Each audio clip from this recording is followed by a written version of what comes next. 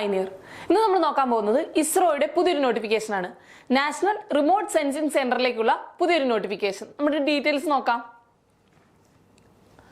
Advertisement number വരുന്നത് ഇതാണ്. Okay, technician B പോസ്റ്റിലേക്കാണ്. ടെക്നീഷ്യൻ പോസ്റ്റിലേക്കാണ് ആപ്ലിക്കേഷൻസ് ക്ഷണിച്ചിട്ടുള്ളത്. സാലറി സ്കെയിൽ നമുക്ക് നോക്കാം.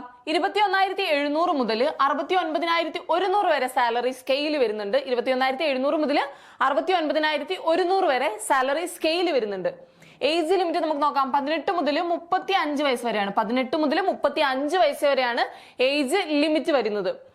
ആപ്ലിക്കേഷൻ ഡേറ്റ് സ്റ്റാർട്ട് ചെയ്യുന്നത് 9/12/2023 മുതലാണ്. ഡിസംബർ 9-ാം തീയതിയാണ് ആപ്ലിക്കേഷൻസ് സ്റ്റാർട്ട് ചെയ്യുന്നത്.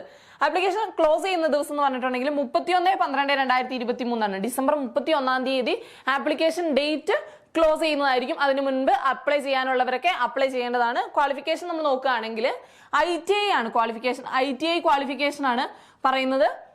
ടെക്നീഷ്യൻ ബി പോസ്റ്റിലേക്കുള്ള ക്വാളിഫിക്കേഷൻ പറയുന്നത് ITI ആണ്. ഓക്കെ, ആപ്ലിക്കേഷൻ ഫീ നമ്മൾ നോക്കുകയാണെങ്കിൽ 500 രൂപയാണ് ആപ്ലിക്കേഷൻ ഫീ ആയിട്ട് വരുന്നത്. 500 രൂപയാണ് ആപ്ലിക്കേഷൻ ഫീ ആയി വരുന്നത്. അതിൽ വുമൺ കാൻഡിഡേറ്റ്സിന് അതുപോലെ തന്നെ SC ST OBC കാൻഡിഡേറ്റ്സിനൊക്കെ റീഫണ്ട് ലഭിക്കുന്നതാണ്. 400 രൂപ റീഫണ്ട് ആയിട്ട് ലഭിക്കുന്നതാണ്. അവർക്ക് 100 രൂപയാണ് ആപ്ലിക്കേഷൻ ഫീ ആയിട്ട് വരുന്നുള്ളൂ. ആപ്ലിക്കേഷൻ ഫീ ശരിക്കും എത്രയാണ്? 500 രൂപയാണ് ആപ്ലിക്കേഷൻ ഫീ ആയിട്ട് വരുന്നത്. ഇത്രയൊക്കെയാണ് ഇസ്രോയുടെ പുതിയ നോട്ടിഫിക്കേഷന്റെ ഡീറ്റെയിൽസ് എന്ന് പറഞ്ഞിട്ടുണ്ടെങ്കിൽ. ടെക്നീഷ്യൻ പോസ്റ്റിലേക്കാണ്. ക്വാളിഫിക്കേഷൻ ഉള്ളവരൊക്കെ അപ്ലൈ ചെയ്യേണ്ടതാണ്. ഒഫീഷ്യൽ നോട്ടിഫിക്കേഷൻ ഡൗൺലോഡ് ചെയ്യുക, അത് വായിച്ചു നോക്കുക, എന്നിട്ട് അതിലെ ഡീറ്റെയിൽസ് കറക്റ്റ് ആയിട്ട് ഫോളോ ചെയ്തിട്ട് അപ്ലൈ ചെയ്യാനായിട്ട് ശ്രദ്ധിക്കുക. Okay, thank you.